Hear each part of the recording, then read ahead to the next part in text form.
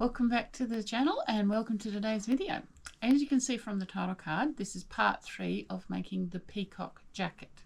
Now we started that last year when the all-in-one granny square yarn came out from Red Heart. We managed to get some here as mill ends, so I didn't want to make a blanket. I decided to make a jacket, and we've already done making the blocks and how we're going to put them together, and I finally managed to get all of my blocks with dark edges on them so that when I sew them up and put them on the dress form, it will look like a jacket. So I'll show you how I've done that and what fun I had putting it together, and we'll go on to the next part. So here's my dress form. Thank you. And this is just put together with locking stitch markers, so nothing is permanent yet. But I needed to do this to make sure we had enough to see how long it is, to see what I'm going to do. The main thing I've got to tell you, I decided that they're going this way so that they look more like fish scales.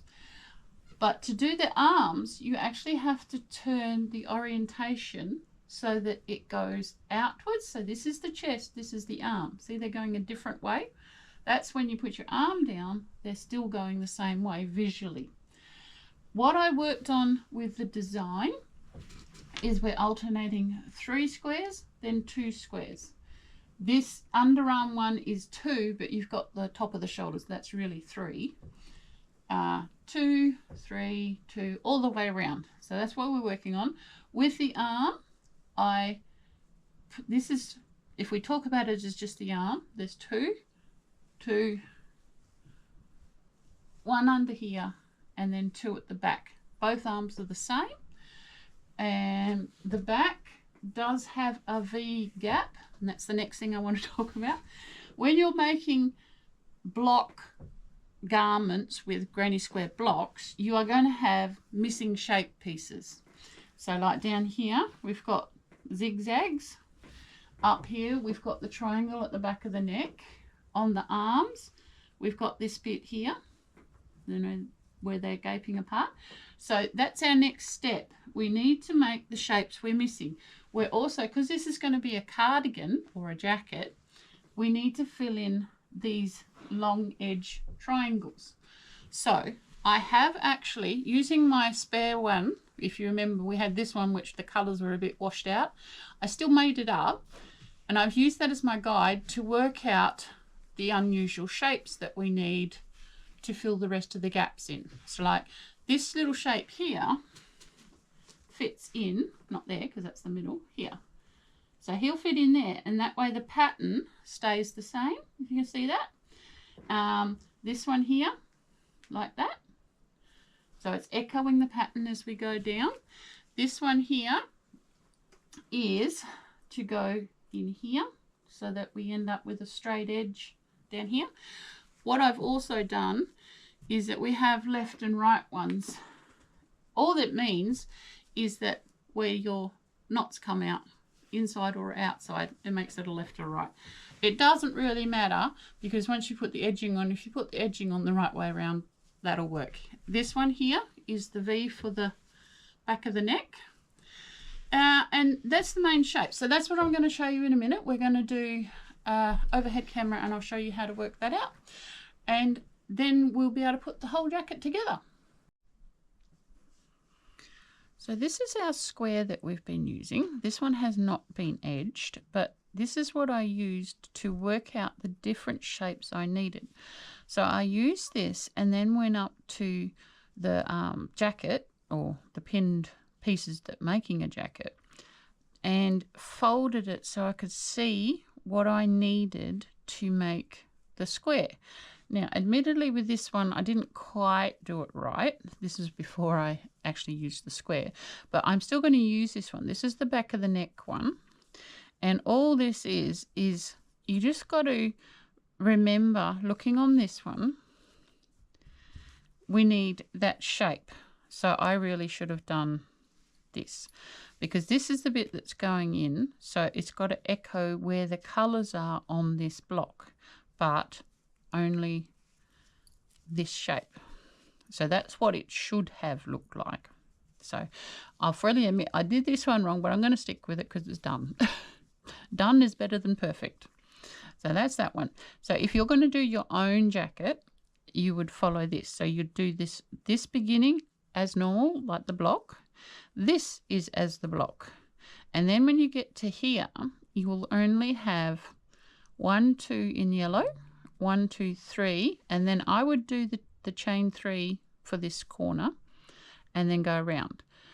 And then 2 bits of green, 1 bit of white, bit meaning cluster. So that's what I'd do for that one. This one here, this is for the bottom edge. Now, these are the bottom edge. So then I folded it this way, and I did get this one right.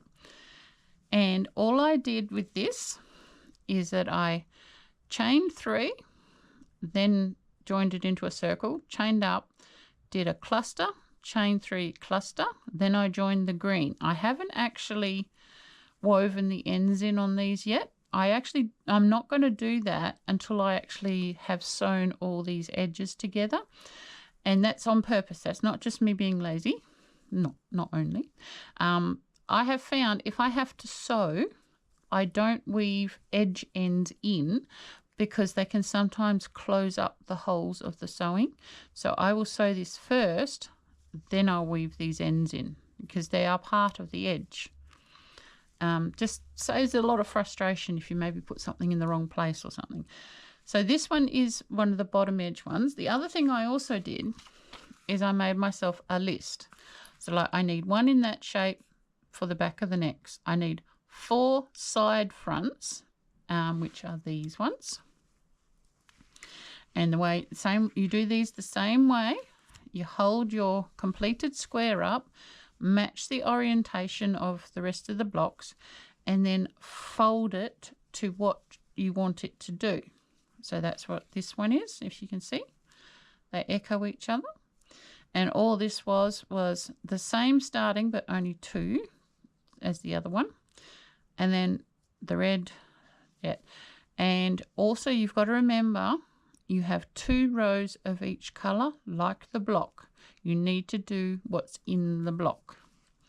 So that's that. So we needed 4 of those and then 10 of these, because these will also do the bottoms of the sleeves. So we needed all the way around the bottom of the cardigan and then 4, 2 for each sleeve. So that's what I need to make to finish putting all the pieces in on the jacket. The way that I do this, these are the ones I haven't put edges on yet. So we've got, that's a pair, and then this is the other pair, like so, and turn it the right way.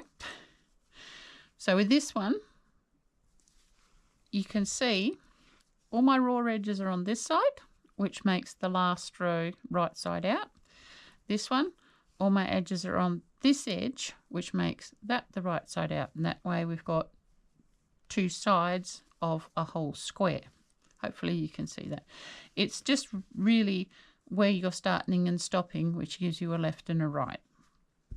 So how many of those? I've done all those. What I might show you, just so you get the principle involved, because we are using the rest of the mill ends bag I had. So this is what they look like. These will still make squares, but the thing is, these are such small amounts. I actually, if you remember from the previous videos, as these came as mill ends, I had to reel off a lot to get to starting with the right colour.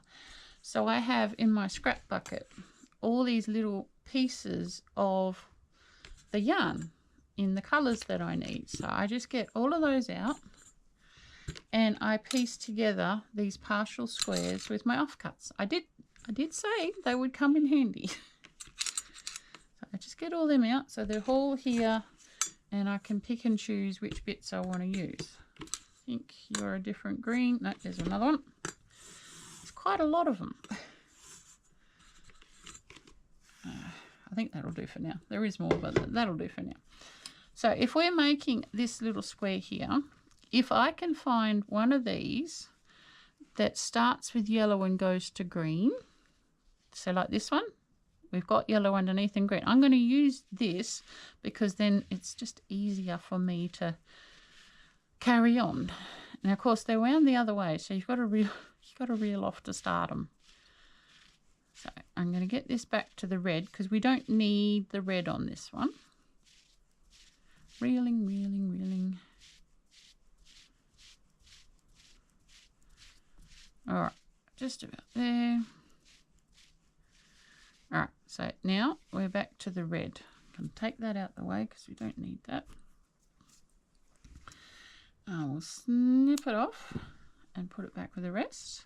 And for all of these, I'm still using the 6mm, the same one that I used to make the blocks. And I'm also doing the same technique as I did the blocks with, which is normal granny clusters, 3 chains in the corners, no chains between. That is not the way the square goes when you buy the yarn when it's on the sleeve of the yarn. That's what works with my tension and this yarn. So I'm just copying it so that I can do these squares properly. So I just did a chain 3 and slip stitched. Now I'm going to 1, 2 and 3. And what we are making, we're making another one of these. These are the bottom edge ones, so the bottom of the sleeves, bottom of the cardigan. So we need 2 clusters and a chain 3. So this is our first cluster. The chain 3 to begin with is your first double crochet. 1, 2, 2 and 3. And then back into the slip stitch, not slip stitch, the chain 3 start. And do the other cluster, 2 and 3. Now, before I do the last pull through, so there's my 2 clusters. This is the bottom edge of the triangle. I will get rid of all this yellow. So you can do this in all parts. I'm just using what I have, basically. So I've got the bit where it changes to green. I'm going to hold this behind with the other end of the yellow and pull that through. Because we're only doing half of the square, you are going to have more than enough. So 1, 2 and 3. Turn it over. Now for the green, we need 1 and 2 and then 1, 2, 3. So first row there's only 2, second row there's 3. So we need to put the first cluster right at the beginning. This may get a little bit loose. Don't worry about it too much. We will sort that out later. And 2. So we put the 2, we do the chain 3. Hang on, just let me do that. This is our chain 3. And then those 2 double crochets go in the top of the last stitch. And they will sit there. And then we do the center one. 1, 2 and 3, and then we do our chain 3, 1, 2, 3, and then the other side of the corner, 2 and 3, and then the last one I usually put it under 2 strands and over 1, right in the top of the chain 3 chain from the first row. What I might do, just so you can see better, I'll just push these up a bit so there's not so much on the screen and you can see better. Put that one up there. 1, 2, and then the third. So now we have to add the white in. Oh, no, we don't. God, I nearly did the wrong thing. We got to here. We need to get and do the second row.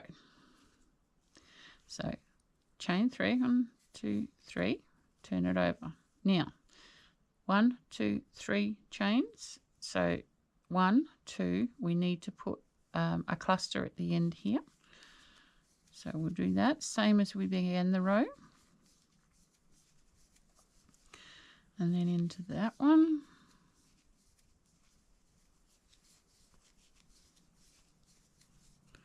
Move that out of the way so it's, just moved wrong place. Try that. And then that one. Do the corner.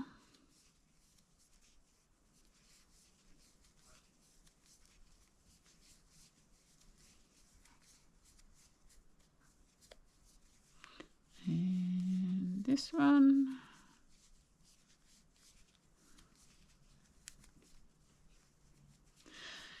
And we will be changing to the white at the end of this row.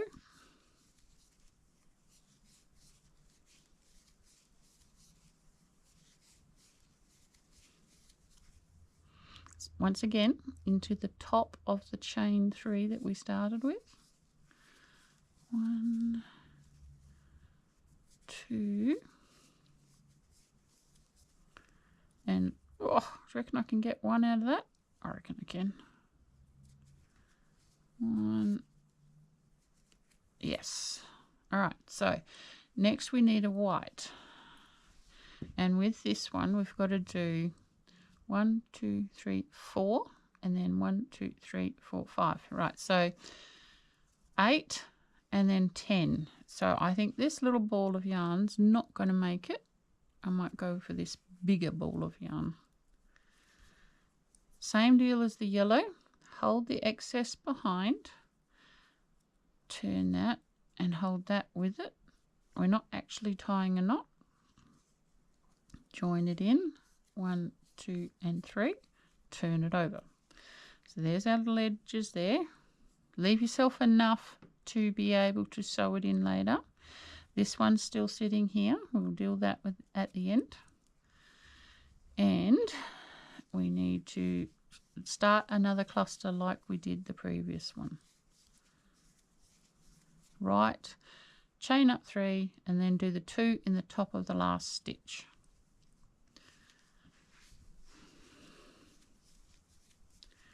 And just carry on. This is the last row, so I'm not going to jump it. So the principle is the same with each shape. You need to figure out what you can see, what direction the block is going in, and then recreate the shape you can see. You use chain 3 to get you the height you need, and you need to echo the size and the patterning of the original block in the parts that you are doing.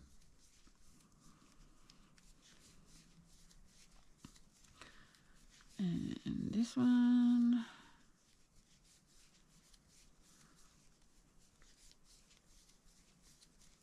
These are just normal DCs, nothing special. Well, they're special, but you know, nothing different. And then the last one goes into the top of the chain 3 to give us our end one for this row.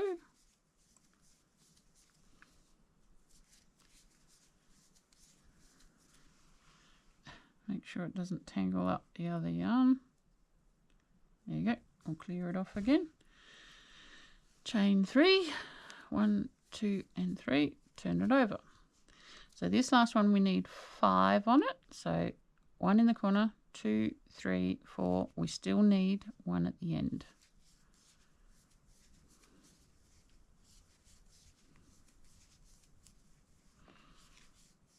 If I'm not going too fast, I apologise if I am.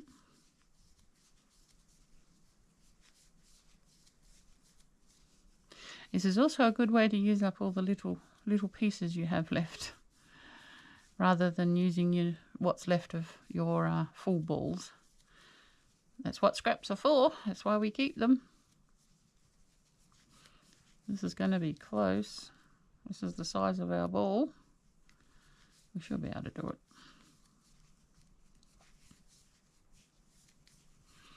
Always remember the 2 clusters separated by a chain 3 at the top of the corner. And I have done the same thing with all the blocks as well. I have not woven in the single crochet row. I haven't woven it in because I have to sew them together, and I don't want my weaving in to get in the way of sewing. I want to have enough room to be able to sew it neatly and then weave all the ends in. I know it's contrary to what everybody says, but if you've got to frog something, it's awfully hard to do if you've woven ends through it. So just hold off, do it at the end, make it the final check over for quality control, and you will end up with a piece that you're happy with.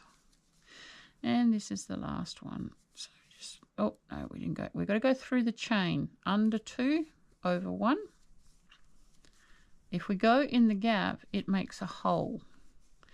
If I'd have gone in the gap, that's your chain there. If I'd have gone in that gap, it would have made too big a hole. That's why we go through the chain and not around the chain.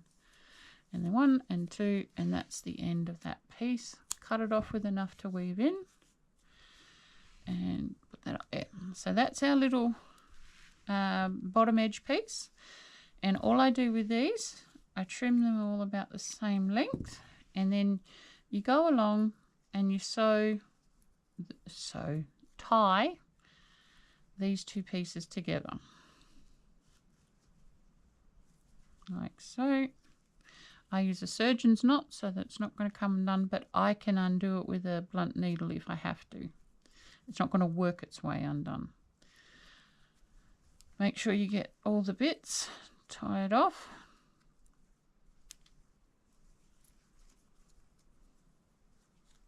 And like so.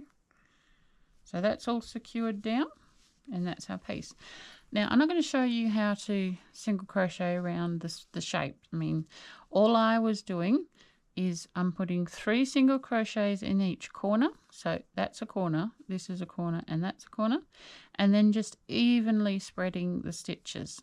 When I've got an edge like this, I'm putting 1 in every stitch. When it's like this, I'm trying to match how far apart these are along this edge. And it's reasonably close. Always make sure to, if you're going to split a stitch, you have 1 strand of it on one side and 2 under your stitch. That way a little piece is left to fill any holes. And that's all you need to do. So I will do all of these on my jacket, and I will sew my jacket together. I will probably end up using mattress stitch and a wool needle just so I know they're secure. And then I will come back and show you how to do the ribbing around the neck, on the ends of the cuffs, and I will have decided what I'm doing on the bottom edge. I mean, I'm putting these on, so I will have a nice edge. We'll have to see whether I put a thick ribbing or I just put a nice little neat edge. I don't know yet. Yeah, and if you have any queries, please write them in the comments below. But just remember to have, the easiest way to do this is to have a spare block like the blocks you have used, and then just fold it to fit the area you need to make a shape of, and then have a good look. If you can't see an end, that's the chain 3 to get you the height. When you do your edging, that will cover it and you won't see it. So that's all you need to do, and then you fold it this way for the side edge ones. This at the bottom, that's what I wanted to say. This, I had the the chain 3 down the bottom, and then I did the cluster. I'll show you on this one. So I did it like that. It's like it's half a center, and then we carried on out this way. So just 2 for the center, not a full 4, because you can't see them. So that's it for now, and I will be back with part 4 of the Peacock Jacket. What is wrong with my words? Part 4 of the Peacock Jacket, and that'll be all the edgings. And then after that, the jacket will be finished.